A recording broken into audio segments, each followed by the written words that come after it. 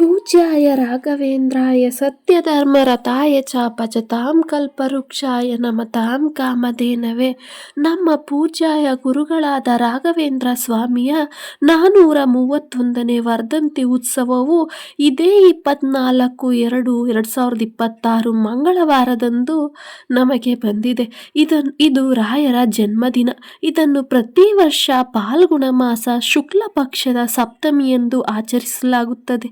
ರಾಯರು 1595ರಂದು ತಮಿಳುನಾಡಿನ ಭವನಗಿರಿಯಲ್ಲಿ ತಿಮ್ಮಣ್ಣ ಭಟ್ಟ ಮತ್ತು ಗೋಪಮ್ಮ ದಂಪತಿಗೆ ಜನಿಸಿದರು. ಇವರ ಪೂರ್ವಾಶ್ರಮದ ಹೆಸರು ವೆಂಕಟನಾಥ. ರಾಯರು ಈ ದಿನವನ್ನು ನಾವು ಮನೆಯನ್ನೆಲ್ಲ ಶುದ್ಧಿಗೊಳಿಸಿ ಮನಸ್ಸನ್ನು ಕೂಡ ಶುದ್ಧಿಯಾಗಿ ಇಟ್ಟುಕೊಂಡು ರಾಯರಿಗೆ ಪೂಜೆ ಮತ್ತು ಅಭಿಷೇಕಗಳನ್ನು ಮಾಡುತ್ತಾರೆ. ಹಾಗೆ ಮಠಗಳಲ್ಲಿ ರಾಯರಿಗೆ ಪೂಜಾ ಫಲಪುಷ್ಪ ಅಭಿಷೇಕಗಳು ಮತ್ತು ಇನ್ನಿತರ ಸೇವೆಗಳನ್ನು ಮಾಡುತ್ತಿರುತ್ತಾರೆ. ಹಾಗೆ ಉಪವಾಸ ಇರುವವರು ರಾಯರನ್ನು ಉಪವಾಸದಿಂದ ಅವರಿಗೆ ಸೇವೆಯನ್ನು ಸಲ್ಲಿಸುತ್ತಾರೆ. ಉಪವಾಸ ಇರಲಾರದವರು ಫಲಹಾರಗಳನ್ನು ತೆಗೆದುಕೊಂಡು ಒಂದಿನ ದಿನ ಸೇವೆ ಸಲ್ಲಿಸುತ್ತಾರೆ. ಹಾಗೆ ಆರೋಗ್ಯ ಇರುವವರು ನೀವು ಯಾವುದೇ ಮನಸ್ಸಿಗೆ ಚಿಂತೆ ತೆಗೆದುಕೊಳ್ಳಬೇಡಿ. ನೀವು ಊಟವನ್ನು ತಿಂದು ರಾಯರನ್ನು ಪ್ರಾರ್ಥಿಸಿ ಏನೂ ಆಗುವುದಿಲ್ಲ. ಯಾಕೆಂದರೆ ರಾಯರಿಗೆ ಎಲ್ಲವೂ ಗೊತ್ತು. ನಿಮ್ಮ ಕಷ್ಟ ಸುಖ ಎಲ್ಲದರಲ್ಲೂ ರಾಯರು ಇರುತ್ತಾರೆ. ಹಾಗಾಗಿ ನೀವು ಯಾವುದಕ್ಕೂ ಚಿಂತಿಸಬೇಡಿ. ಹಾಗೆ ರಾಯರ ಆರಾಧ್ಯ ದೈವವಾದಂತಹ ಶ್ರೀಹರಿಯನ್ನು ಅಂದಿನ ದಿನ ನಾವು ರಾಯರಿಗೆ ಎಲ್ಲ ಸುಖ ಶಾಂತಿ ನೆಮ್ಮದಿಯನ್ನು ಕೊಟ್ಟು ಕಾಪಾಡಿ ಎಂದು ಕೂಡ ಬೇಡಿಕೊಳ್ಳಿ. ರಾಯರಿಗೆ ಸಿಗುವ ಸುಖ ಶಾಂತಿ ಅಂತಂದರೆ ಭಕ್ತರಿಗೆ ಸಿಗುವ ಸುಖವೇ ರಾಯರ ಸಂತೋಷ ಎಂದು ರಾಯರು ಬಯಸುತ್ತಾರೆ.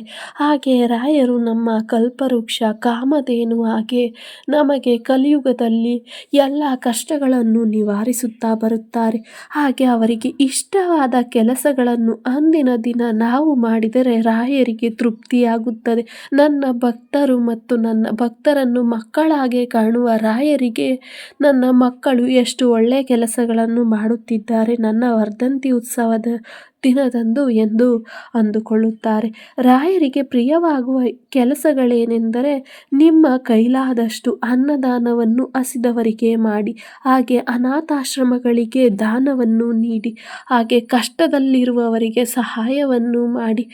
ಈ ರೀತಿ ರಾಯರಿಗೆ ಮಾಡಿದರೆ ನಿಮ್ಮ ಪುಣ್ಯ ಫಲವು ಜಾಸ್ತಿ ಆಗುತ್ತದೆ. ಹಾಗೆ ರಾಯರಿಗೂ ಕೂಡ ತೃಪ್ತಿಯಾಗುತ್ತದೆ. ನಾನು ಕಂಡ ಕನಸು ನನಸಾಗುತ್ತದೆ ಎಂದು ಅಂದುಕೊಳ್ಳುತ್ತಾರೆ. ರಾಯರು ಯಾರಿಗೆ ಆದರೂ ಅಷ್ಟೇ ಹಿಂದೆ ಮುಂದೆ ಯೋಚಿಸದೆ ಅವರನ್ನು ನಂಬಿ ಬಂದವರ ಕೈಯನ್ನು ಎಂದಿಗೂ ಬಿಡಲಿಲ್ಲ. ನೀವು ರಾಯರನ್ನು ನಂಬಿದರೆ ರಾಯರು ಯಾವತ್ತೂ ನಿಮ್ಮನ್ನು ಕೈಬಿಟ್ಟು ದೂರ ತಳ್ಳಲಿಲ್ಲ. ಕಷ್ಟ ಬಂದಿದೆ, ಕಷ್ಟ ರಾಯರನ್ನೇ ಬಿಟ್ಟಿಲ್ಲ. ಕಷ್ಟಗಳು ರಾಯರು ನಾವು ಅನುಭವಿಸಿರೋ ಕಷ್ಟಗಳಿಗಿಂತ ರಾಯರು ತುಂಬ ಅನುಭವಿಸಿದ್ದಾರೆ. ನಮಗೋಸ್ಕರ ನಮ್ಮ ಕಲ್ಯಾಣ ಅಂದರೆ ಲೋಕ ಕಲ್ಯಾಣ ಜನ ಕಲ್ಯಾಣಕ್ಕೋಸ್ಕರ ಅವರ ಸಂಸಾರ ಜೀವನವನ್ನೇ ತ್ಯಜಿಸಿ ಸನ್ಯಾಸತ್ವವನ್ನು ಸ್ವೀಕರಿಸಿದ ನಮ್ಮ ರಾಯರಿಗೋಸ್ಕರ ಅಂದಿನ ದಿನ ನಾವು ಅವರಿಗೆ ಪ್ರಿಯವಾದ ಕೆಲಸಗಳನ್ನು ಮಾಡುವುದರಲ್ಲಿ ತಪ್ಪೇನೂ ಇಲ್ಲ. ಯಾರಿಗೆ ಆದರೂ ಅಷ್ಟೇ ಹೆಂಡತಿ ಮಕ್ಕಳನ್ನು ತ್ಯಜಿಸಿ ಬರುವುದು ಬಹಳ ಕಷ್ಟ. ಹಾಗೆ ಚಿಕ್ಕವರಿದ್ದಾಗ ಅವರ ತಂದೆ ತಾಯಿಯನ್ನೂ ಕೂಡ ಕಳೆದುಕೊಂಡರು. ಆ ಮಹಾನ್ ಪುರುಷರಾದ ನಮ್ಮ ರಾಘವೇಂದ್ರರು ಇಷ್ಟು ಎಲ್ಲ ಕಷ್ಟಗಳಿದ್ದರೂ ನಮ್ಮ ಒಳಿತಿಗೆ ನಮ್ಮ ಕಷ್ಟಗಳನ್ನು ಕಿವಿಗೊಟ್ಟು ಕೇಳಿ ನಮ್ಮ ಕಷ್ಟಗಳಿಗೆ ಸ್ಪಂದಿಸುತ್ತಾ ಇರುತ್ತಾರೆ. ಅದಕ್ಕೆ ಅವರನ್ನು ಗುರು ಸಾರ್ವಭೌಮ ಎಂದು ಕೂಡ ಕರೆಯುತ್ತಾರೆ. ಹಾಗೆ ನಮ್ಮ ರಾಯರು ಗಾಯತ್ರಿ ಮಂತ್ರವನ್ನು ನಾನು ಹೇಳುತ್ತೇನೆ ಕೇಳಿ. ಗುರು ರಾಘವೇಂದ್ರ ಸ್ವಾಮಿಯ ಗಾಯತ್ರಿ ಮಂತ್ರವು ಹೀಗಿದೆ. ಓಂ ವೆಂಕಟನಾಥ ವಿದ್ಮಹೇ ಸಚ್ಚಿದಾನಂದಾಯ ಧೀಮಹಿ ತನ್ನೋ ರಾಘವೇಂದ್ರ ಪ್ರಚೋದಯಾತ್. ಓಂ ವೆಂಕಟನಾಥಾಯ ವಿದ್ಮಹೇ ತಿಮ್ಮಣ್ಣ ಪುತ್ರಾಯ ಧೀಮಹಿ ತನ್ನೋ ರಾಘವೇಂದ್ರ ಪ್ರಚೋದಯಾತ್. ಓಂ ಪ್ರಹ್ಲಾದಾಯ ವಿದ್ಮಹೇ ವ್ಯಾಸರಾಜಾಯ ಧೀಮಹಿ ತನ್ನೋ ರಾಘವೇಂದ್ರ ಪ್ರಚೋದಯಾತ್. ಹೀಗೆ ಹಲವಾರು ರಾಯರ ಮೂಲ ಮಂತ್ರಗಳೂ ಕೂಡ ಇದೆ. ಗಾಯತ್ರಿ ಮಂತ್ರ ಈಗ ಹೇಳಿದ್ದು ಮೂಲ ಮಂತ್ರಗಳು. ಹಾಗೆ ಹಲವಾರು ಮಂತ್ರಗಳನ್ನು ಪಠಿಸಿ ರಾಯರಿಗೆ ನಿಮ್ಮ ಕೈಲಾದಷ್ಟು ಸೇವೆಯನ್ನು ಸಲ್ಲಿಸಿ. ಆಗ ರಾಯರು ನಿಮಗೆ ಸದಾ ಒಳಿತನ್ನೇ ಬಯಸುವ ಬಯಸುತ್ತಾರೆ. ಹಾಗೆ ಎಲ್ಲರೂ ತಪ್ಪದೆ ರಾಯರ ಆರಾಧ್ಯ ದೈವವಾದ ಶ್ರೀಹರಿಯನ್ನು ಅಂದಿನ ದಿನ ಪೂಜಿಸಿ ರಾಯರಿಗೋಸ್ಕರ ಪ್ರಾರ್ಥಿಸಿಕೊಳ್ಳಿ. ರಾಯರು ಜೀವಿತ ಅವಧಿಯಲ್ಲೂ ಕೂಡ ಎಷ್ಟೋ ಪವಾಡಗಳನ್ನು ಸೃಷ್ಟಿಸಿದ್ದಾರೆ. ಇಂದಿಗೂ ಕೂಡ ಅವರ ಪವಾಡಗಳಿಗೆ ವೈಜ್ಞಾನಿಕವಾಗಿ ಯಾರಿಗೂ ಕೂಡ ತಿಳಿಯದು. ಯಾಕೆಂದರೆ ರಾಯರು ಪವಾಡ ಪುರುಷರು. ಆ ಪವಾಡಕ್ಕೆ ಸರಿಸಾಟಿಯೇ ಇಲ್ಲ. ಹಾಗಾಗಿ ರಾಯರ ಬಗ್ಗೆ ಎಷ್ಟೇ ಹೇಳಿದರೂ ಸಾಲದು, ಎಷ್ಟು ನಿಮಿಷಗಳಾದರೂ ಸಾಲದು.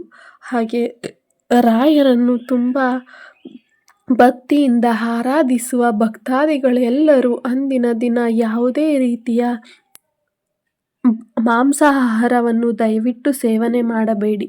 ಯಾಕೆಂದರೆ ಅಂದು ನಮ್ಮ ಪ್ರೀತಿಯ ಭಕ್ತಿಯ ರಾಯರ ಹುಟ್ಟಿದ ದಿನವಾಗಿದೆ. ನಮ್ಮ ಕುಟುಂಬದಲ್ಲಿ ಹೇಗೆ ಹುಟ್ಟಿದವರಿಗೋಸ್ಕರ ಆ ದಿನದಂದು ಅವರ ಇಷ್ಟಾರ್ಥ ಸಿದ್ಧಿ ಕೆಲಸಗಳನ್ನು ನಾವು ಹೇಗೆ ಮಾಡುತ್ತೇವೋ ಹಾಗೆ ರಾಯರ ಹುಟ್ಟಿದ ದಿನ ಕೂಡ ಅವರ ಇಷ್ಟಾರ್ಥವಾದ ಕೆಲವು ಕೆಲಸಗಳನ್ನು ನಾವು ಮಾಡೋಣ. ಹಾಗೆ ಅಂದಿನ ದಿನ ಮಠಕ್ಕೆ ಭೇಟಿ ಕೊಡುವವರು ಕೊಡಿ. ಆದರೆ ಎಲ್ಲರಿಗೂ ಮಠ ಸಿಗುವುದಿಲ್ಲ. ಯಾಕೆಂದರೆ ನಮ್ಮ ರಾಯರ ಭಕ್ತರು ನಮ್ಮ ದೇಶದಲ್ಲೇ ಅಲ್ಲ, ದೇಶದ ಆಚೆ ಎಲ್ಲೆಡೆ ಕೂಡ ನಮ್ಮ ರಾಯರ ಭಕ್ತರಿದ್ದಾರೆ. ಎಲ್ಲ ಕಡೆಯೂ ರಾಯರ ಮಠವಿರುವುದಿಲ್ಲ. ನಿಮ್ಮ ಮನೆಯಲ್ಲಿ ರಾಯರ ಫೋಟೋ ಇದ್ದರೂ ಸಾಕು. ಆ ಫೋಟೋಗೆ ತುಳಸಿ ದಳವನ್ನು ಅರ್ಪಿಸಿ, ಆ ಫೋಟೋವನ್ನು ಗಂಧವನ್ನು ಹಚ್ಚಿ, ಗಂಧದ ಕಡ್ಡಿಯಲ್ಲಿ ಯಾವುದೇ ಕಾರಣಕ್ಕೂ ಪೂಜೆ ಸಲ್ಲಿಸಬೇಡಿ. ಕರ್ಪೂರದ ಆರತಿ ಹಾಗೂ ತುಪ್ಪದ ದೀಪದ ಆರತಿಯನ್ನು ಮಾಡಿ ರಾಯರಿಗೆ ಸೇವೆ ಸಲ್ಲಿಸಿ. ಫೋಟೋ ಇಲ್ಲ ಎಂದರೂ ತಲೆಕೆಡಿಸಿಕೊಳ್ಳಬೇಡಿ.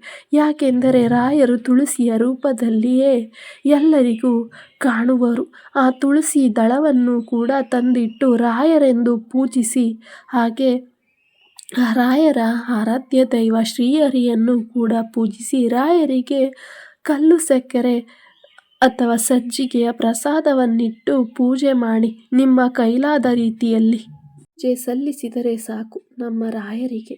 ಇಷ್ಟು ಹೇಳುತ್ತಾ ಇಂದಿನ ರಾಯರ ಬಗ್ಗೆ ಇಲ್ಲಿಯವರೆಗೆ ಮುಗಿಸುತ್ತೇನೆ. ಧನ್ಯವಾದಗಳು.